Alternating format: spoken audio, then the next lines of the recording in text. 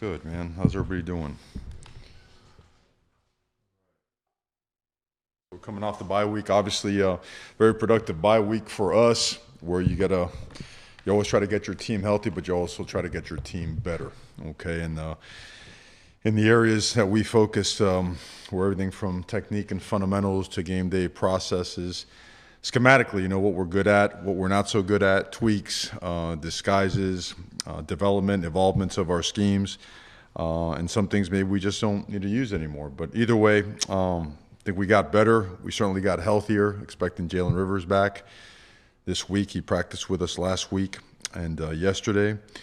And certainly an unbelievable opportunity for us, another conference game, and what's going to be a tremendous environment, Schnellenberger Trophy at stake, as well as a lot of other things up in Louisville, Kentucky at noon this Saturday. So with that being said, questions, please. You mentioned the trophy. I got two for you quick. You mentioned the Schnellenberger Trophy, and there's obviously bigger goals, but how neat is it that this guy who, God rest him, is gone, but you know, he's going to forever mean so much to this place and Louisville and FAU too. Just the impact he had. How much, A, does it bother you that he's not in the College Football Hall of Fame, and B, just how neat is it that he's immortal almost in these three markets? Yeah, he needs to be in there sooner than later. I can honestly say he was my father's favorite guy. You know, my dad was about as it can get and didn't like many people. He loved Howard Schnellenberger and always envisioned my brother and I playing for Howard Schnellenberger. But at Miami, certainly, you know, Coach Johnson was, my dad felt just as strongly about Coach Johnson. So his impact here, first and foremost, we know what it did, right? Changed everything forever and changed the course of history for Miami and for college football. And then the impact certainly that he had at Louisville, that he had at FAU, and just for coaches around the country.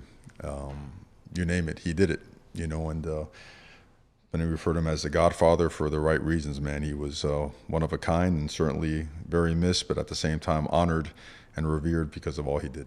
The follow-up I have, Xavier did a TV interview late last week where he talked about a players-only meeting. Teams that are 2-4 have those. Teams that are 3-3 have those. Teams that are 6-0 and ranked 6th in the country, it's rare that the players take it upon themselves to say, we got to fix some stuff. How encouraging is that sign that they know that at 6-0, the job is a long way from over? It's a natural progression of a team that's really working hard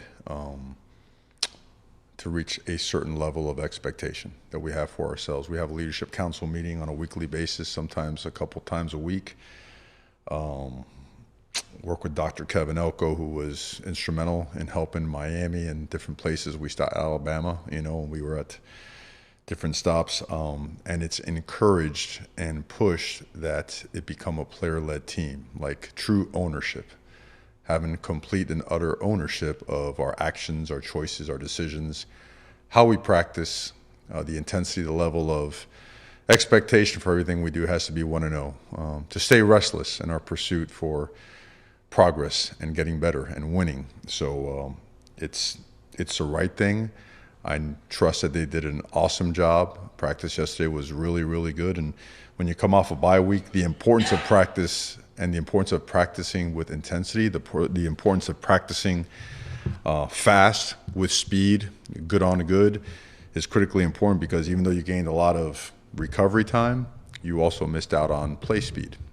And you better make up for it in the way you practice, and that started yesterday, and we expect our best practice of the year tomorrow. Mario, you said in your opening statement of you take the bye week also to get better. You know, the past couple games there were close calls, and obviously you guys were able to get out of it, but what have you learned from those close calls games to not technically fall behind, and what did you learn from those two games to begin with? Yeah, no, great question. I mean, we first and foremost, you take a real humble approach to the bye week, and you look in the mirror and you say, man, that ain't good enough. And if it's not good enough, you know, win or a loss, it shouldn't be good enough, right, regardless of that stuff. So I think first and foremost, technique and fundamentals stand out. Eye discipline, you know, there were plays where we allowed explosive plays, particularly last game, and where most of the yardage given up were on explosive plays. And then the plays that we ran really well were really effective. And then on offense, kind of the same thing. You know, when we were off from a technical, a communication standpoint, a fundamental standpoint, then we either gave the ball up or ended up punting. And we haven't punted very much this year. So that stands out. We always go right back to coaching, because you have to do that. You have to take it upon yourself. You have to take ownership as a coach. And you've got to make it a point that not to cover material, but to teach. Very big difference. You know, anyone can go out there and say, hey, we covered that in a meeting. Well, that's BS. Anyone can cover and blab. You got to teach it. And teaching means you're sharing in the learning process, right? And so we feel that we did a much better job getting to the nuts and bolts of what needs to get better. And again, I think the root of all improvement lies in elite teaching, as it relates to the game itself, situational football, technique, and fundamentals.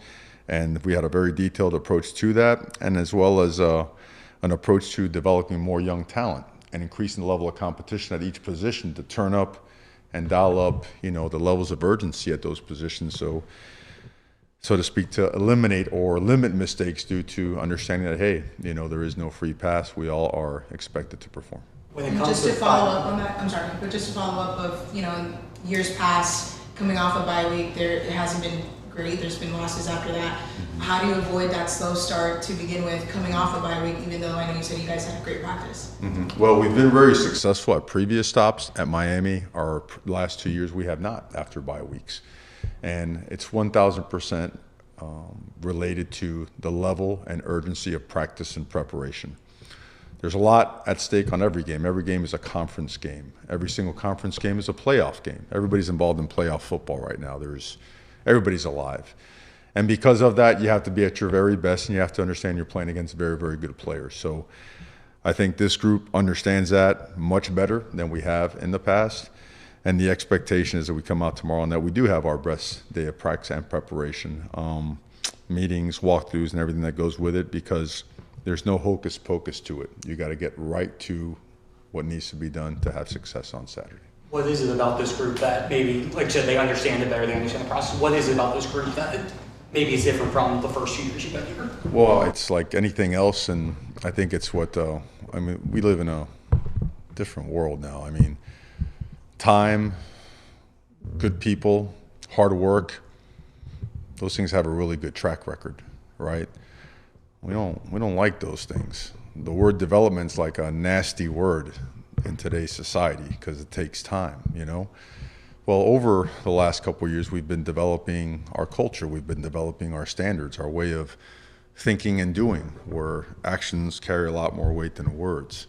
And so I think all those things are much more meaningful. I think football, University of Miami football in particular, is really, really, really important to our guys. And they're starting to understand that you cannot compromise the things necessary to be successful on Saturday. If you start skimping on the details of preparation, if you start missing out on the finer points of practice and walkthroughs and eye discipline and assignments, well, then you're going to put yourself in a position where you're not going to be happy with the results on Saturday. So a complete holistic understanding of that is getting better and better, but that process never ends. Human nature is what it is, and you've got to absolutely just get after it every single opportunity that you have to make sure that's at the urgency levels as it relates to that are at the top. Can you quantify for us what it means to have Jalen Rivers back for the offense? Yeah, he's, if you don't mind, he's an elite leader. He's the most versatile lineman that we have. I don't know if you guys know, he plays left, he plays right, he plays center. He's an excellent center as well. So you think about it, the last couple of weeks we've been down also a center. Thank God we haven't had an issue where that's had to come into play. He has seen so much ball. A lot of our guys in helping us attain more progress in our program is we're playing guys that have seen and experienced a lot of football, good and bad, situational football, schematic football, right? Pressures, stunts, blitzes, and whatnot. Jalen's eyes have seen. He's a young man. He's got old eyes. Does that make sense? And so that, his leadership, his physicality, his toughness. That being said, I got to point out Markel Bell has done a great job. And Markel Bell is going to play. He is not going to. He's earned the right to play. He's going to keep playing. He's going to keep developing. And he's done a great job, and he's going to be a great player at the University of Miami. Coach, what about Louisville stands out to you, quarterback that you're familiar with, and a lot of guys on that team are key contributors, from South Florida as well. Yeah, well, Tyler Shuck was a quarterback for us at the University of Oregon in 20 and helped lead us to a conference championship. So I can speak, very personally on behalf of him. Great competitor, great quarterback. He's big, strong, can run, sees the field extremely well, has a live arm, and can make every throw, and is a super high-level competitor. All right, awesome young man from an awesome family, and he's a natural leader. There are lots of guys on the team, some guys that are from the high schools here in South Florida and some that were transfers. And And there are lots of guys on both teams that were recruited by both schools, so naturally those things always amp stuff up. But this thing is all about preparation. It's all about time poured in, investment poured in, preparing and practicing the right way, and making sure that we're focusing on making sure that we play our best football, because to get a win at a place like this against a team like this, you got to play your best. Does this seem normal yet in that you've always seen kids that you've recruited on the other sideline, but now every week you're seeing kids that were either on your team or you've coached or whatever in this free agency era of college football? Does it seem normal yet that this is just going to keep happening? No, that's a great question. It doesn't. It doesn't. I mean, we're playing a couple weeks ago, and Caleb Spencer was with us in spring practices, on a tackle for loss. We're preparing this week for a guy who I had the great fortune of coaching at a previous stop, and now he's at a different school, and he's doing a great job. So, man, it's moving fast. It really is. And so as you recruit and put a roster together, there's a lot to keep in mind, and you could have it perfectly right, and it still may not matter. There still may be a shift. There still may be an addition. There may be a subtraction, a departure, an arrival. It's, just keep working your butt off and focus on not only elite athletes, but elite people. And whether they come or go, you're going to end up in a good place. So, no, it's not normal. Not normal. Totally different topic. Did you have any kids affected directly by going? Did anybody? Well, lots of rain, lots of flooding, power out, that kind of stuff. But everybody is okay. Everybody came out okay, and I think people made plans accordingly. And we were on it and communicating. And for people that haven't gone through a hurricane, that could be frightening, right? I mean, for those of us that have been through some of the big ones, man, when that thing hits, I remember I used to try to get my mom to come out west and spend time with me, and she'd be like, I'm going to play like dominoes and have a Cuba Libre, and just keep going. And so they're used to it. But I think for a lot of the new families, everybody stayed tight and communicated, and they were good to go. Elijah Alston didn't play during Cal. I think he said post-game he should be good for this week. Is that right? He is good. He took a shot on that play, on the catch he had down in the red zone, and took a tremendous shot. And he was limited last week, but by Friday and by yesterday, he was practicing full go. So he's going to play. He's full go. Simeon Barrow seems like he's starting to find his stride over the last few weeks. Just what has stood out to you about his progression since the season started? He exploded. He played with physicality. He played with toughness. He played with effort. And I was communicating with him earlier today. That's the Simeon Barrow that we signed. That's what we need to see every single week. Just a better version every single week.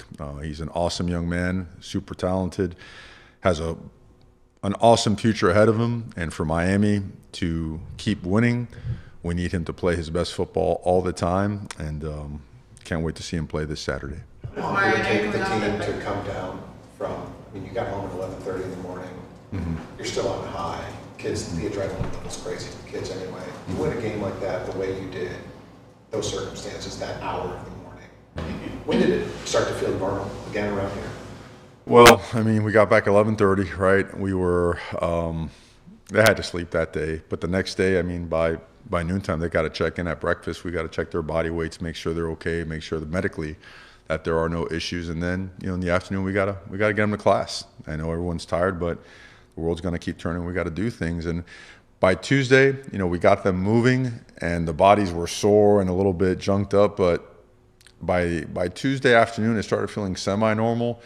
Wednesday, we went full throttle practice, and that really helped out a bunch. And we practiced again on Thursday.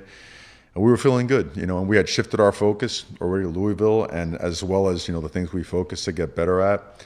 But the trip back certainly was more than the trip over. The trip that way was great. It was a 4-hour nap, 4.5-hour nap, and they got up with the extra day. We adjusted well, and but it was 6 straight weeks, and I think the adjustment and everything else has got us now back to normal.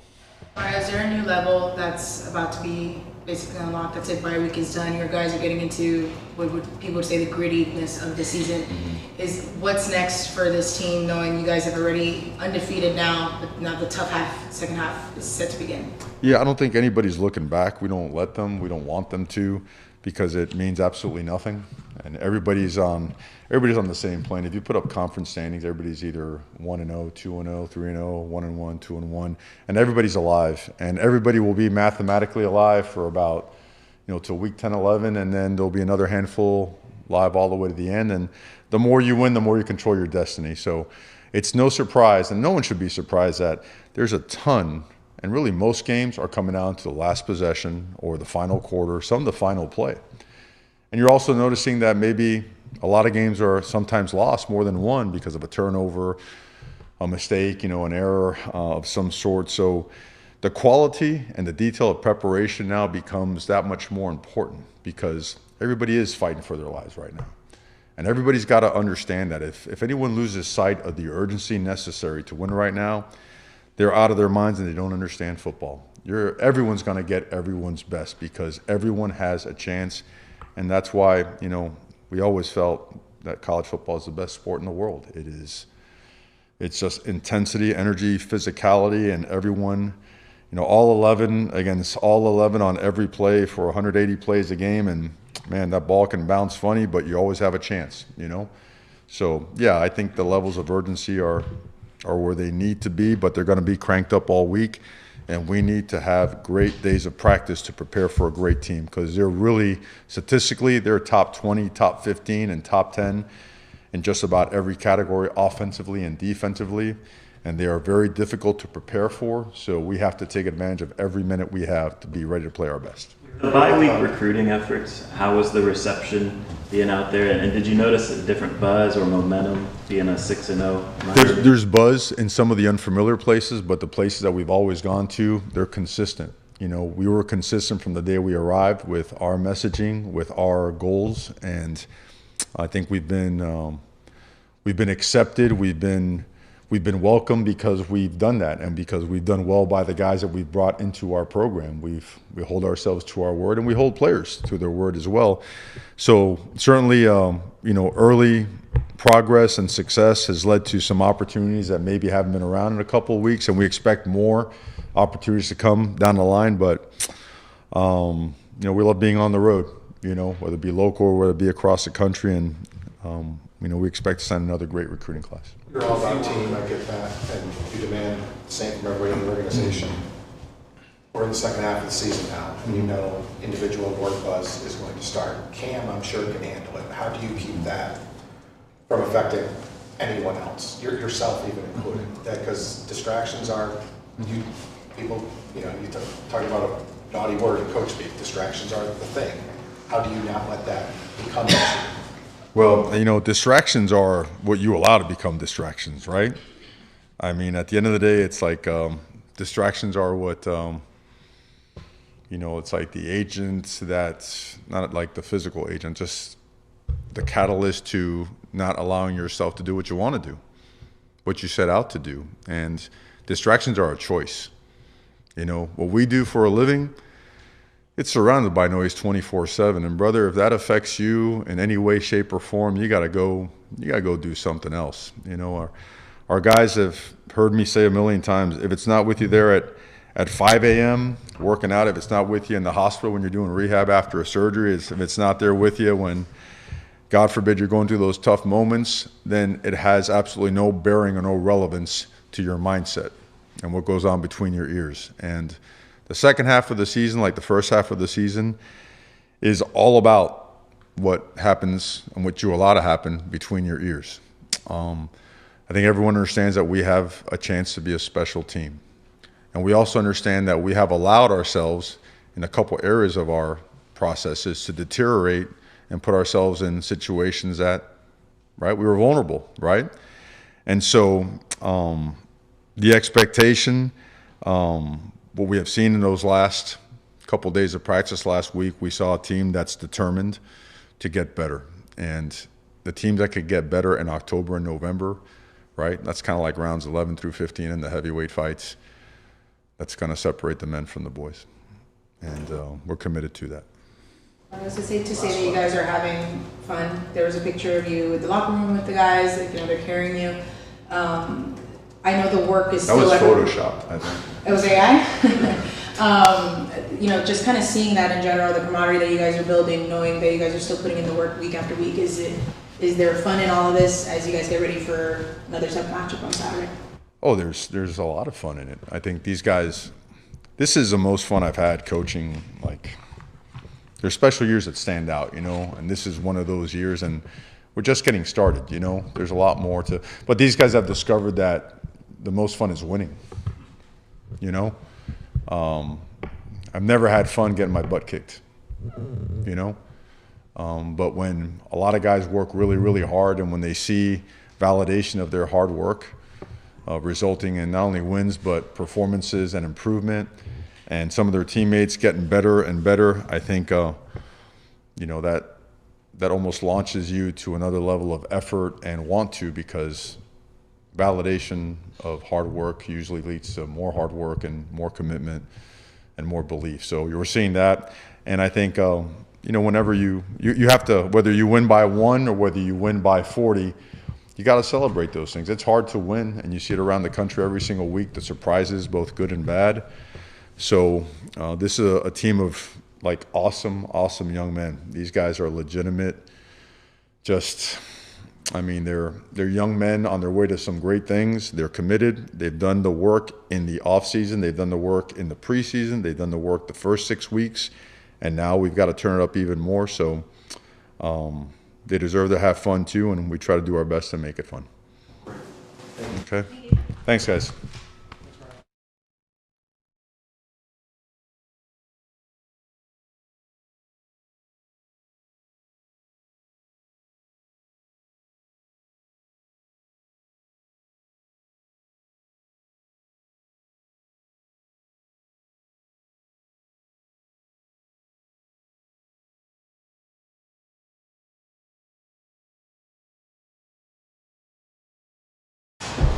We'll jump straight into questions for offensive coordinator Shannon Dawson.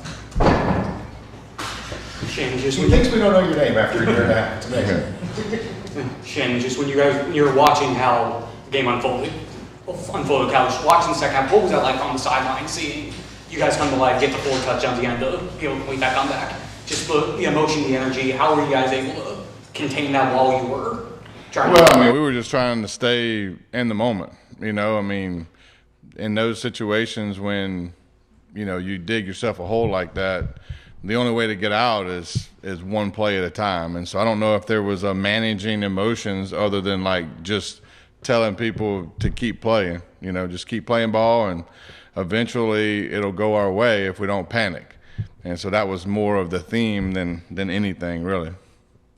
Kind of along those lines, when it was 35-10, 35 whatever it was, they just kept showing the Miami sideline over and over and over, and you could have been winning 35-10 from the expression on your face. How important is it for your position, for Mario, for whoever, to just remain calm in the eye of the storm, even when the scoreboard says it's all going sideways? Well, I mean, it's the first thing you got to do, right? I mean, if you panic, it's over. Like, you know the outcome if you let it get to you. So, you know, my job and my, you know, message to the group at halftime was simply, look, like, just keep playing ball. You know, I mean, we're not doing anything wrong. It's just, and we were playing hard. It wasn't effort. It was more focus, to be honest with you. It was, you know, if you look at the way the first half of that game went, we actually came out and was running the ball very effectively.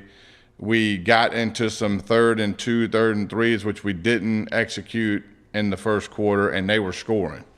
And so ultimately, when the game started playing itself out, you know, and then we gave them one, you know, offensively, we gave them one at the beginning of the first half, and then it was like, all right, now we gotta pick up the tempo, we gotta pick up the execution, we gotta maintain the focus. But ultimately, I always viewed it as a possibility because we had plenty of time on the clock. Our defense was getting stops. We just need to put together some drives and make some plays. And so I just kept telling them, keep chopping wood, and I told Cam, keep being Cam, and eventually it'll work out for us. Number 1 offense in the country, you know, scoring in yards, but always, you know, room for improvement. Just in the back half of the year, what do you want to see from you guys kind of, you know, moving forward these last few games? I just want to keep it going one game at a time. I mean, the ultimate goal is to win the game at the end of the week, regardless of what it looks like. The one thing that was pretty evident the Saturday off, you get a chance to watch football games. I mean, there's not a lot of games that are getting blown away in these conference games. You watch them, and every game is coming down to the last possession. The beginning of the year is a little bit different, right, because of the way the schedule rolls out. But now, you know, these games now, you can almost anticipate that the game's going to be tight, and there's going to be one or two drives, one or two plays that determine the outcome of the game. We don't know when those are. And so I think overcoming adversity is huge, and we've proven that we can do that and stay in the moment and keep the game small at times. But, you know, we got to do whatever it takes to win by 1 point. And I think that we've proven to do that. We got to keep focusing on that.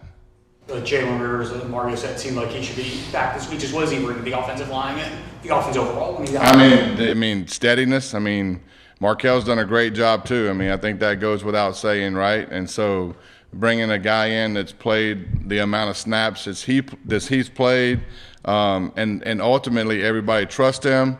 You know, not that we don't trust other people too, but he's banked a lot of snaps here. His personality is very even keel too.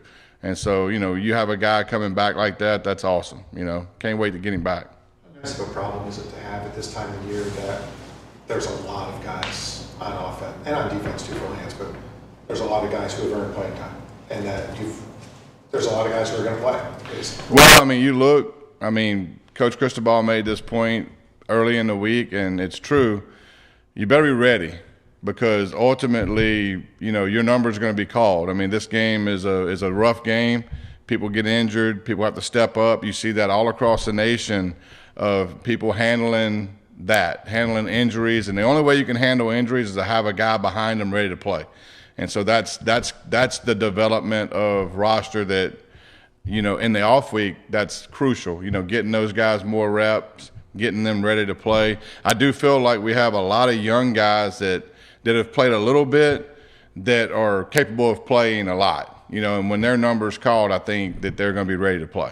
We ask about Cam every week, and I honestly don't know what we're going to keep asking at some point, but for as great as he's been for a number of years now, this is his first time as the Heisman frontrunner, and yet he still seems completely unfazed by that as well. How, I don't want to say surprising, because I don't think you'd expect anything else, but how do you keep that from affecting everyone else, that there's going to be a lot of Heisman buzz now you're in the second half of the year?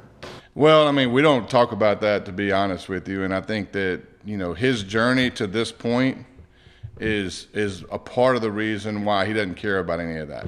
You know, when you come from where he came from, where he wasn't recruited, I mean, he's still in, you know, this is going to be true in 10 years. He's going to have that chip on his shoulder. It's the same Cam Ward, right? And so he's ultimately trying to prove everybody wrong on every play.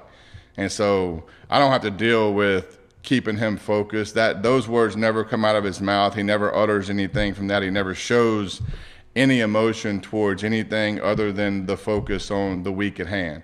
And I think with him, you know, that just bleeds over to everybody else. And so ultimately, you know, nobody really cares about any of that. I know it's out there and it's hard to not see it, but I would be surprised if he even has his stuff turned on to even read it, to be honest with you. I think he's extremely focused on playing the next week, and ultimately that's who we are as an offense, because we know that every game is different. Like, every game is going to be played out different. Like, we're not going to have X all the time, not Xavier, but it's not going to work out certain ways. So we got to just manipulate and find ways to be successful. It was a struggle 2 weeks ago, right? I mean, the first 2 quarters of play, we didn't play very well. We played better at the end of the game. Obviously, the fourth quarter, we played really well. We didn't play great the first half. And I think a lot of that has to do with Cal's defense. I think Cal's defense is really good. But every defense we play from now on is going to be like that. You know, I thought the 2 league games we've played, like Virginia Tech, I thought had a really good defense. Cal, and I think Louisville's the same. I think their defense is very similar to those 2 guys. So to that end, did the bye week come at the perfect time? And that you can't control it. It comes when it comes. But did it come at a good time to self-scout and really dig in on what those defenses were able to do? Yeah, I mean, at this point in the year, I mean, everybody kind of is who they are. You know, there's going to be wrinkles every week, offensively and defensively. That isn't going to change, but the makeup of who you are, if you're good at what you do, is probably going to be there, and you're going to see trends. You're going to see certain things. Now, we did self-scout hard this week and tried to find out if there were any, you know, things that we were doing that was overly percentaged one way or the other. And obviously, you know, I mean, that's what you do in your off week, right? And so it's more about looking at what you're doing and seeing, okay, this is what we're good at, this is what we're not good at. Look at these situations, man. We're really doing this a lot in these situations. So trying to figure out some trends that we can break moving forward. And that gives you a little bit of time in the off week to do that. You don't really have that time in a regular week to look at that kind of stuff. So it was pretty even, to be honest with you. A lot of stuff we looked at was right down the line. So it was good to see, but there was also certain things that we can utilize to our advantage too. With X, we've seen him make big plays late, week after week. The catch and run they had against Cal being the latest, just the reliability that he is, the reliability factor is just how good is that to know that you have a guy like him where when you need a play, Cam just throws it near him and you're probably going to see something happen. Yeah, I mean, he's got a lot of bank reps at making plays in crucial moments. And so I'm kind of like you when you talk about asking questions about Cam, and what else can I say about him? You know, I mean, he's very steady. You know, I don't like particularly that play. I mean, I don't call a play particularly for people most of the time. I mean, our offense is certain plays and the quarterback reads it and goes through his progression. It just so happened that he was the first read on that play and was wide open, right?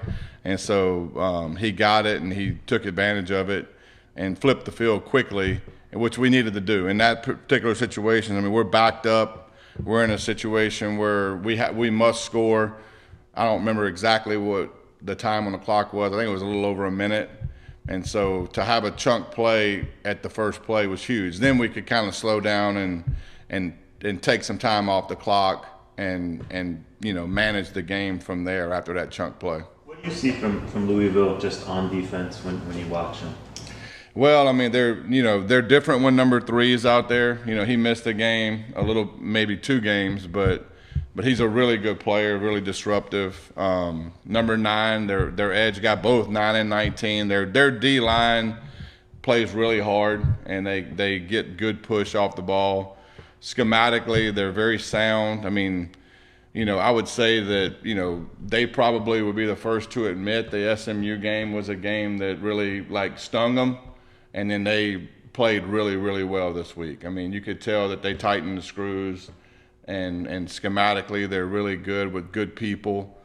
You know, it's a lot like the last 2 weeks, to be quite honest with you. You know, we're gonna have to be good.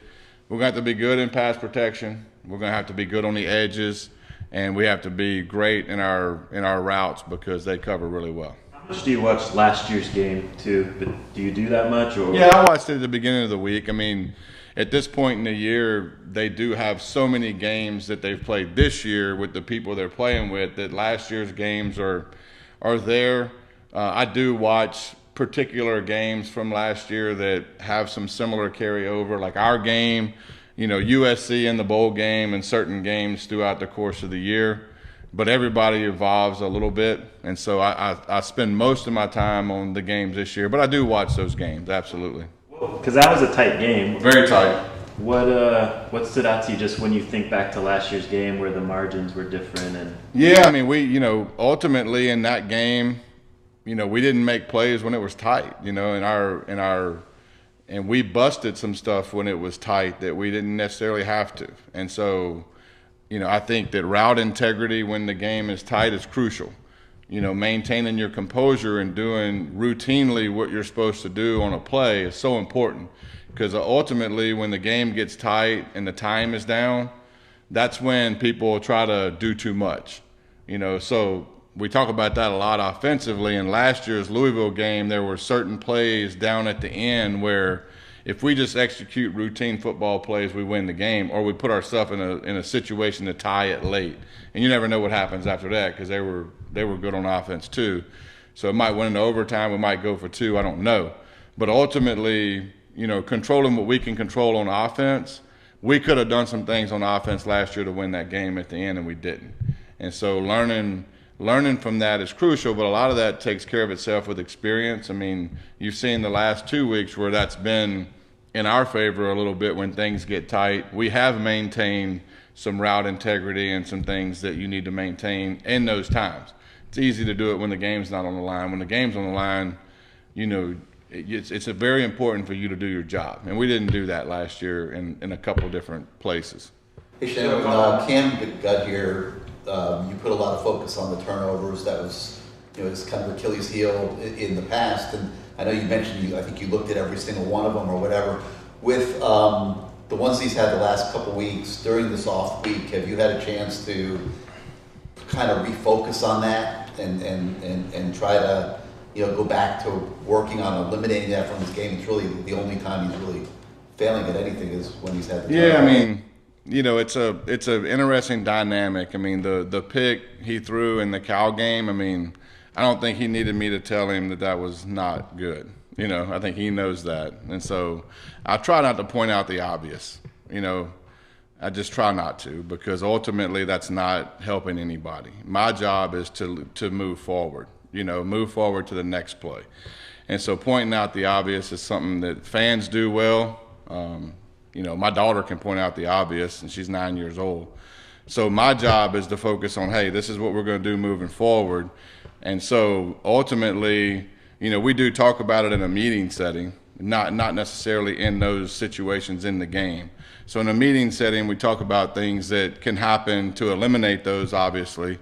But, there are certain things that happen in the course of a game that, I love when he scrambles around and makes a big play. I hate when he scrambles around and doesn't, So, there's a little bit of a, fine line right there with him that you got to let Cam play football like Cam plays football, but there are certain things that obviously we want to control to eliminate the big miss, right? Since your 9-year-old isn't here, we'll ask you this, you're averaging almost 9 yards per play in the fourth quarter. Now, 77-yard play helps the numbers, but it's been pretty consistent all year. That play counts. It does count. Teams don't do that.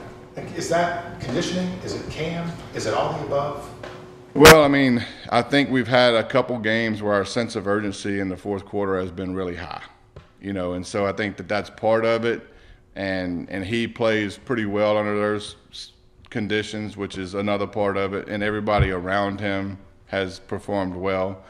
It's ultimately has a lot to do with that. We've been in situations where in the fourth quarter we needed to pick up the tempo, pick up the pace, and do things in a little bit different way. It really has a lot to do with the flow of the game. I don't want to sit there in certain times at the beginning of games or even in the middle and do certain things to put our team in bad situations. I pay close attention to flow of the game.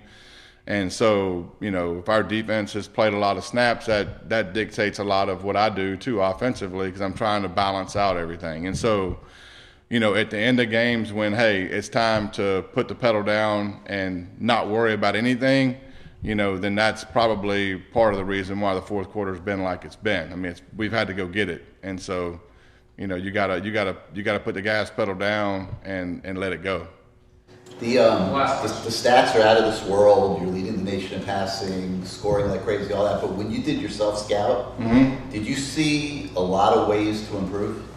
Oh, honestly, every game we've played, the last 2 games, and we've obviously statistically has been what it's been, but we've left huge chunks of meat on the bone. It's all over the place. It is all over the place. And ultimately, too, part of what you guys were just asking, we've also had some situations where we could save some huge negative plays. We've gone backwards at times and taken some negative plays where we could have just thrown the ball away, or just, at times throwing the ball away is a little bit better than trying to extend it to create this whatever, right? In certain situations where it could be the difference between 3rd and 9 and 3rd and 19. Does that make sense? And so there's those situations, but there's also just some routine plays that, you know, you just watch and you're like, man, we can make that play, you know. And in the run game too, it all matters. And so yeah, absolutely, there's tons of room of improvement.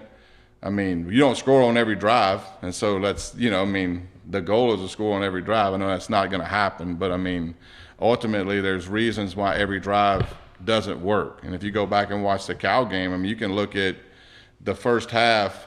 There was, I think, 3 or 4 third and 3 to 4s that we didn't get that could have, like, it was routine plays we could have got, right? And so ultimately, those keep the drive going, and those add to plays in the game. I think we ran, I don't know how many plays we ran in the Cal game, but yeah, but those first downs add 4 more plays or 5 more plays or 8 more plays, you know. Let me get one more real quick. With Cam, we see, you know, always positive, same energy, very, very consistent with us. When he's watching tape, when he's assessing himself, or when you're meeting with him, how critical is he of him? Very. Does he get down? Yeah, not. Well, I wouldn't say down. I don't think down's the right word for it. I just think, you know, he gets critical of plays that he wants to make every play, and so yeah, I mean, when you're watching tape with him and there's something that goes wrong, he will make a comment, you know. I mean, he's not the kind of guy to get down, you know, because ultimately his mentality is very positive all the time. You know, he'll just, you know, I think the word he uses is pain. He's like, that's pain, coach, you know. And so, yeah, I mean, he knows that, you know, there's always room for improvement. I mean, everybody has room for improvement. And so there's a lot of plays in the course of the last 2 games that we could have done way better and kept us out of the situation we had at the end of the game. I think that's the goal moving forward, right? Is to pinpoint those and stay away from them. And so, yeah, but he's very critical of himself, and that's why I don't have to be overly critical, to be quite honest with you, is because he knows, you know. Thanks, Coach. Appreciate it, guys.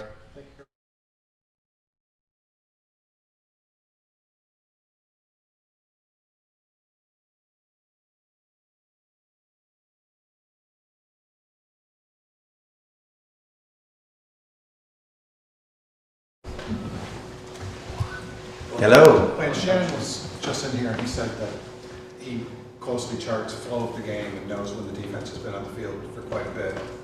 He's got to sometimes tweak or adjust his game plan. How when he can buy your defense an extra minute, sometimes when they need it, just how appreciative are you of him being cognizant of that? Good. I think it's been good this year. At no point I felt like we were getting back on the field quick. You know, when you get turnovers, sometimes that happens, but it hadn't been a lot of 3 and outs.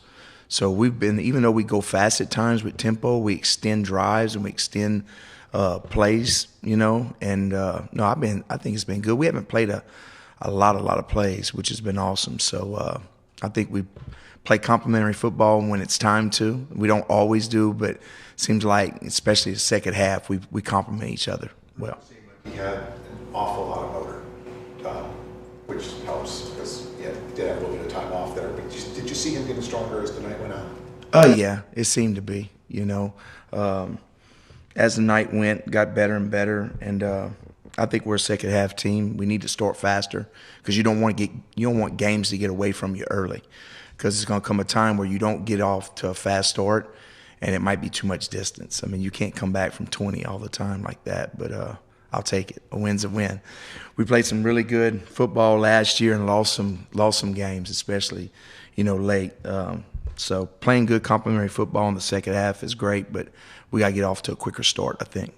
I know, what can you do or what have you been trying to do to get you guys off to a faster start after seeing what you guys can do in the second half? Yeah, you know, if you could put your finger on it, you know, you would, but you just go back to the basics. You go through the technique and fundamentals and all those things, make sure your eyes are in the right place. And we're kind of getting some gadget plays, some unexpected things because they know that our offense can score.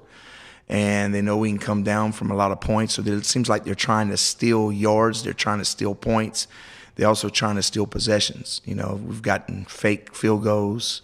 They try to surprise onside. So you can see that what's their mind frame what they're trying to do. They feel like, they've got to steal points and possessions. So we have to play a little bit better, have better IQ, football IQ, and just awareness, I think, down the stretch. And I think that'll get us through some different types of plays. I really do. Coach Dawson mentioned that he kind of watched a little bit of last year's tape against Louisville to pick Yeah. some things. Is that something that you were doing? Yeah, that's what we did last week. Last week, what I did was I took that game that we played against them, and I took all the bad plays or the problematic plays, and we replayed it all week. So Tuesday was a first and second down day.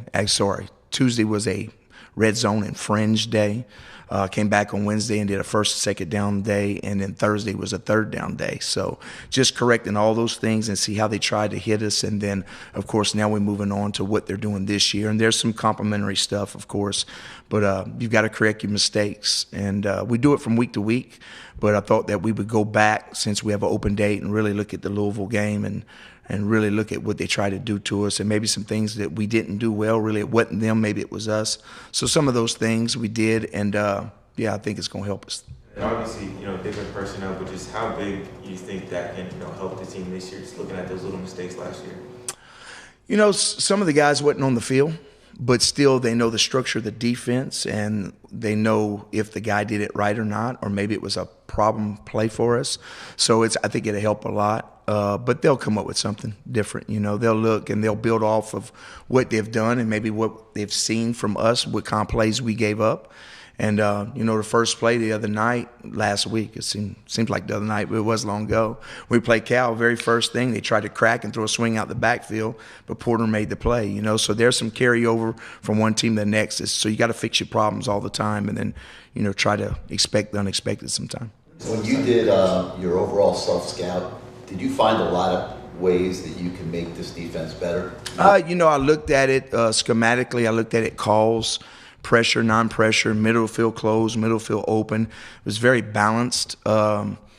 You kind of know from playing man or zone what they're trying to do to you, and you try to correct that. But for as calls, there really wasn't a lot there with tendencies. So some third down stuff. But, yeah, you try to correct, and you always go back and you look at things. But every week we self-scout ourselves. So always trying to tweak some things to where you don't get – they kind of got you, well, this is what they do on certain downs. So. When's the last time you coached at 2:30 in the morning? I've never coached at 2:30 in the morning, ever. Your defense on the field 3 times in the fourth quarter, and yes, I know it was 11 o'clock there, but it was 2 o'clock here, and the body clock can't really change in 2 days, Right. I don't think. And you give up 29 yards on 13 plays in the fourth quarter. Is that conditioning? What is that just? I think it's just focus. Well, I think that play calling changes offensively and defensively, and when things are going good for somebody, it's easier to call offenses and defenses. But all of a sudden, the gap starts closing, and people start getting tight, and other people start getting confident, and it's a game of momentum, And they had the momentum early, and then you could tell we had the momentum late, and you could feel that. Cam, I said it when we went down 20, when we held them to a field goal, and we were down 20. I kept telling the defensive guys, we're going to win by 1. We're going to win by 1.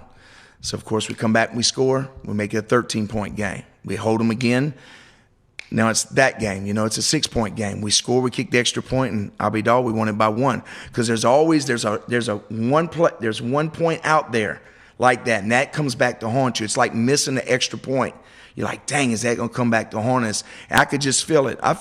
Cam could turn it on at any time. I really feel that way as a defense coordinator. It makes you feel good, but I think our defense has confidence that he will too. And so they kept playing down the stretch. And in the fourth quarter, I thought we played really well. We got off the field, and then we kept the ball on offense. So we played complimentary football when it counted.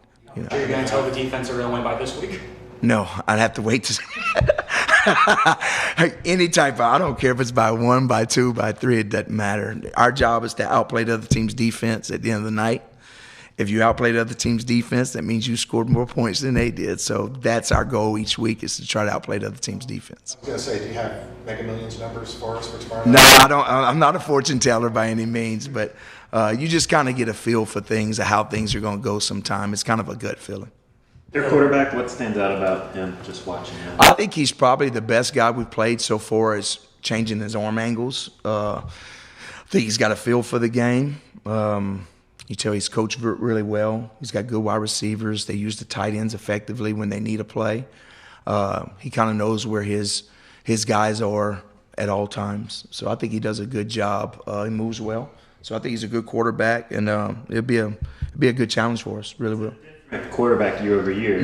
Is it a different system? Have they tweaked what they do much at all, or is it? No, it's a lot. It's a lot what they do. But Brahm's such a good. He's got such a broad knowledge. You know, being in the NFL. You know, being a quarterback and just the different spots he's been, and he kind of takes what he's got and he does things that are similar. But I think he also does things that they're good at, and so I just think he's a good play caller, really good schemer, and we'll have our hands full, I'm sure. Simeon Barrow, what strides have you seen? Seems like he's coming into his own these last few weeks. Yeah, he's been playing really, really fast and physical, and I think he's playing a little bit more relentless, and just, you know, he understands the defense each week. He's understanding it better, and he's got a lot of confidence right now. I like the way he's playing. Anything else for Coach? How about their skill talent? Seems like they got receivers, they got running backs, they got tight ends. Yeah, they got wide receivers. They got different ones. They got a really big one. They've got one that's got great ball skills. Their tight ends, they got 2 to 3 of them. They also use a fullback in the backfield, and their running backs, they have different kinds. They got one they kind of settle in on. He's a local kid. He's fast. He's got really good vision, can make the cuts that he needs to, and then they got some bigger backs. So they've got a good offense, you know. So we got a good plan. I think we'll play well. How would you scheme for Cam? Well, I'm not going to tell you how I would scheme for him, but I'm going to tell you what problems he gives me. So all fall camp, you know, we would cover guys and we would be in good position, and then all of a sudden he starts to move and the receiver starts breaking off their routes, and they do a good job of coming back to him, and he does a good job of he can see everybody on the field. I think he can see me on the sideline sometime when he's playing, you know, when he's playing against him. He's got really good vision, you know. You can tell he's played a lot of football. He knows where everybody's at, and sometimes the game is really slow to him, it seems like, you know. So he extends plays. It's probably the best thing that he does is he's got good enough feet. He's fast enough. Then right when you think, well, he's just going to scramble to, you know, extend the play, then he runs a long one on you. So, yeah, he's a really good football player. Glad he's on my team. Awesome. Thank you.